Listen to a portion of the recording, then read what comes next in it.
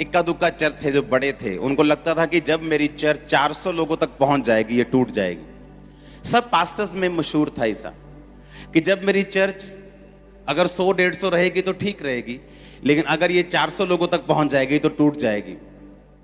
लेकिन जब खामरा चर्च की शुरुआत हुई, ये पहली टेंट चर्च थी, ऐसा किसी ने देखा नहीं था, और बढ़ते बढ़ते बढ़ते जब ये हजारों में पहुंची, मैं आपको ये बात इसलिए बता रहा हूं कि परमेश्वर आपकी डिलीवरेंस करने के लिए तैयार है। आप क्रिश्चियन हैं तो भी, आप पास्टर हैं तो भी, आप नॉन बिलीवर हैं तो भी, हर वो चीज जो आपको बांधती आई है, लास्ट डे यीशु मसीह के नाम में उसका आज। हालेलुया। परमेश्वर ने कहा अगर तू मेरे वचन की इज्जत करेगा मैं तुझे आजाद करूंगा। उसने जो मुझसे प्यार किया है इसलिए मैं उसको छुड़ाऊंगा, यानी डिलीवर करूंगा। उसने जो मुझसे स्नेह किया, यहोवा ने कहा मैं उसको छुड़ाऊंगा, मैं उसको ऊंचे स्थान पर रखूंगा, क्योंकि उसने मेरे नाम को जान लिया है। परमेश्वर से प्रेम करना, उसका आदर करना।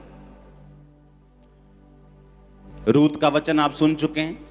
संडे अगर आपने नहीं सुना, संडे मॉर्निंग का और इवनिंग का आप इंटरनेट पे जाके सुनेंगे, ताकि डिलीवरेंस का कोई भी वचन आप मिस नहीं करेंगे, क्योंकि ये आपकी लाइफ का मसला है, मामला है। आपके परिवार की डिलीवरेंस आपकी आत्मिक जिंदगी के साथ जुड़ी हुई।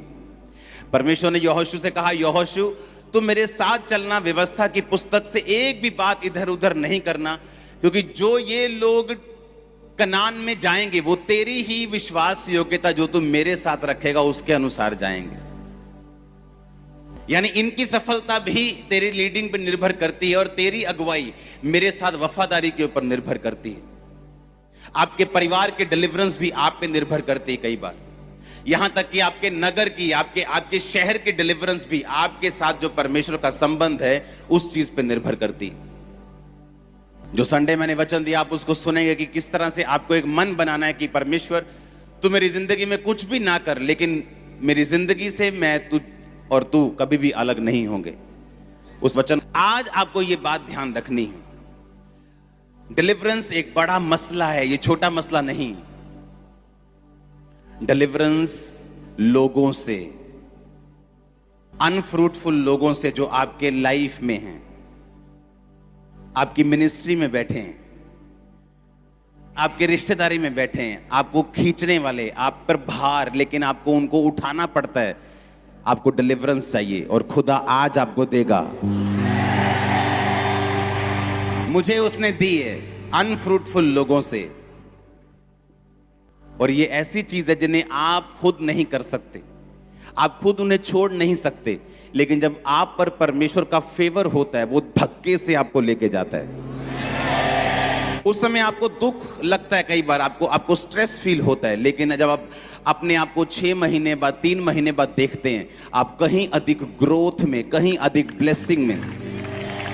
उस डिलीवरेंस की मैं बात कर रहा हूं जो लोग, मैंने लोगों को मसीह में रहते हुए 20-20 साल उसी बंधन में देखा है, क्योंकि परमेश्वर इमोशनल नहीं।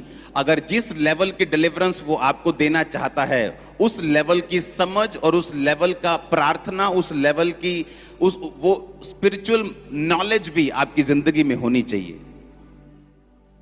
यीशु मसीह के बाद जो चुना गया सेवक था अगुवा होने के लिए चेलों का, वो कौन था? यहूदा इस्करियोती। पर बना कौन? पतरस। था कौन? क्योंकि उसका वचन था, याकूब की पुस्तक 48, याकूब के उस निर्गमन के 48 में जब याकूब ने कहा था कि यहूदा वो अगुवाई करेगा। पतरस की जो नॉलेज थी, जो स्पिरिचुअल लेवल था, उसने इतना मेंटेन कर लिया था। जब परमेश्वर ने पूछा कि तू मुझे क्या समझता है, उसने कहा तू जीवते परमेश्वर का बेटा मसीह है। बाकी चेले जो लोगों की बात भी सुनते थे कि लोग क्या कहते हैं, वो कहते थे कुछ तुझे ये कहते हैं, कुछ तुझे वो कहते हैं, कुछ तुझे ये कहते हैं। उसने कहा नहीं नहीं, तुम क्या समझते हो? पतरस कहता तू जीवते परमेश्वर का बेटा मसीह है। परमेश्वर ने कहा इस बात के कारण मैं कलीसिया किस पे बनाऊंगा? तुझ पे। अधोलोक के फाटक तुझ पे प्रबल नहीं होंगे। आमीन। इसका मतलब क्या? इसका मतलब पतरस की स्पिरिचुअल जो नॉलेज थी, जो लेवल था, इस टाइप का चला गया था कि उसने परमेश्वर से वो बातों को, वो डिलीवरेंस को ले लिया। कई बार आप वो डिलीवरेंस चाहते हैं लेकिन आपका वो लेवल नहीं। इसलिए परमेश्वर दाऊद को कितने साल उसने जंगल में रखा कि जब इसकी परीक्षा हो तो ये पास हो सके। यहूदा गोत्र का राजा बनाने के बाद भी 7.5 साल वो उसी का राजा रहा, इजराइल का राजा नहीं बन पाया, क्योंकि उस डिलीवरेंस के लिए उसे एक नए नॉलेज की, नई रेवलेशन की जरूरत थी। आमीन।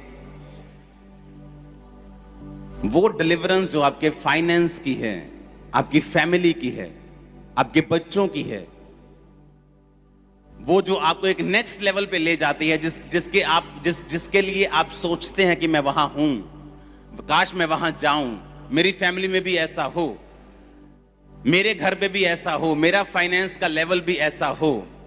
वही डिलीवरेंस के लिए मैं आपको इन 7 हफ्तों में तैयार करूंगा। आमीन। यूहन्ना 20 उसकी 24 से 28 आयत तक मैं पढ़ूंगा। परंतु 12 में से एक अर्थात थोमा, जो दिदुमुस कहलाता है, जब यीशु आया तो उनके साथ ना था। जब अन्य चेले उससे कहने लगे हमने प्रभु को देखा है, तब उसने उनसे कहा जब तक मैं उसके हाथों में कीलों के छेद ना देख लूं और कीलों के छेदों में अपनी उंगली ना डाल दूं, उसके पंजर में अपना हाथ ना डाल दूं, तब तक मैं विश्वास नहीं करूंगा। 8 दिन के बाद वो चेले फिर घर के भीतर थे और थोमा उनके साथ था और द्वार बंद थे। तब यीशु आया और उनके बीच में खड़े होकर कहा तुम्हें शांति मिले। तब उसने थोमा से कहा अपनी उंगली यहां लाकर मेरे हाथों को देख और अपना हाथ लाकर मेरे पंजर में डाल और अविश्वासी नहीं परंतु विश्वासी हो।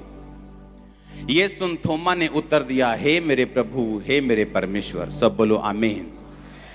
यीशु ने कहा तूने मुझे देखा इसलिए विश्वास किया, धन्य वो हैं जिन्होंने बिना देखे विश्वास किया। अगली आयत पढ़ेंगे लूका 22 उसकी 54 से 61 आयत को। ये लूका का यूहन्ना पढ़ेंगे 24 से 29 और लूका 54 से 61 आप नोट करेंगे। लूका 22 से 24 से 61 आयत। ये उस टाइम का जिक्र है जब पतरस को परमेश्वर ने कहा था कि आज रात 3 बार तू मेरा क्या कर देगा, इनकार कर देगा। और बड़ी हैरानी की बात है, पतरस ने जब पहली बार इनकार किया, दूसरी बार इनकार किया और जब तीसरी बार इनकार किया, 59 आयत अपनी स्क्रीन पे अगर है आपके पास तो सही निकालना। हाँ, फिर थोड़ी देर के बाद किसी ने पतरस को देखकर कहा तू भी उन्हीं चेलों में से है क्योंकि यह गलीली है। पतरस ने कहा हे मनुष्य मैं नहीं जानता तू क्या कहता है। वह कह ही रहा था तुरंत मुर्गे ने बांग दी। तब प्रभु ने घूम के पतरस की ओर देखा और पतरस को प्रभु की वह बात याद आई जो उसने कही थी आज मुर्गे के बांग देने से पहले तू 3 बार मेरा इनकार करेगा। परमेश्वर यहां है मान लो,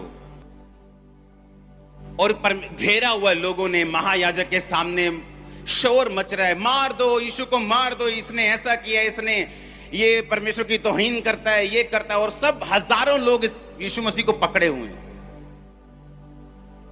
और शोर मच रहा है। और पतरस वो खड़ा है पीछे, कोई जाना खड़ा हो जाए पीछे से, वहां पतरस खड़ा है। सुनो मेरी बात ध्यान से, पतरस कहां खड़ा है? वो पीछे, और यीशु मसीह यहां है। और यीशु मसीह पे आरोप लग रहे हैं कि तूने ये किया, तूने वो किया, तूने ऐसा कर दिया। शोर मच रहा है। मतलब यहां भी अगर आप आपस में बात कर रहे हो तो इसको सुन नहीं सकता इस आदमी को। लेकिन बाइबल कहती जब पतरस ने तीसरी बार इनकार किया और यीशु मसीह को यहां बांधा हुआ इस तरह से, और ऐसे लोग खड़े हैं, लोगों हजारों लाखों लोग यीशु मसीह पे तोहमत लगा रहे हैं, यीशु मसीह चुप है और शोर मचा हुआ है। अगर वर्शिप चल रही हो और आप में से कोई बात कर रहा हो तो सुनता है क्या? और जैसे ही पतरस ने तीसरी बार इनकार किया, बाइबल कहती है यीशु मसीह ने घूम कर उसे देखा।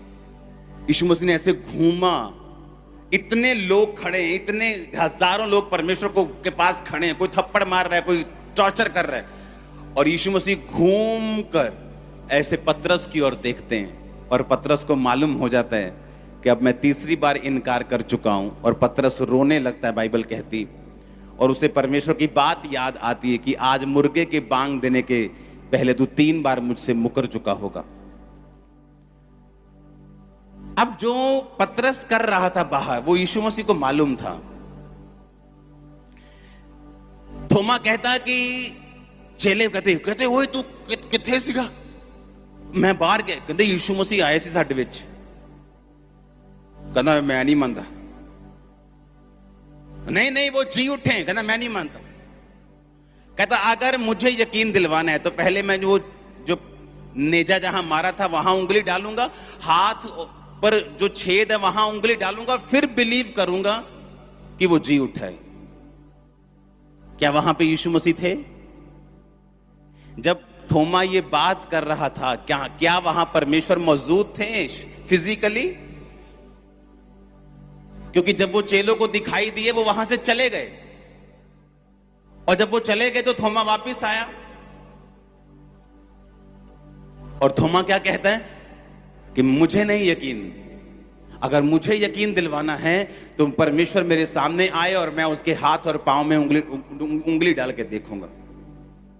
और बाइबल कहती थोड़े दिन बाद यीशु मसीह प्रकट हुए थोमा के पास, और थोमा को बोला ये ले डाल ले उंगली, और ये ले डाल। सुनो मेरी बात। और परमेश्वर ने कहा अविश्वासी नहीं पर विश्वासी हो। अब सुनो मेरी बात। मैंने अपनी लाइफ में ये नोटिस किया है, अगर आपको डिलीवरेंस चाहिए, अब ध्यान से सुनना, आपके कॉन्शियस में, आपके दिमाग में, आपके दिल में ये बात हमेशा होनी चाहिए कि परमेश्वर मुझे देख रहा है।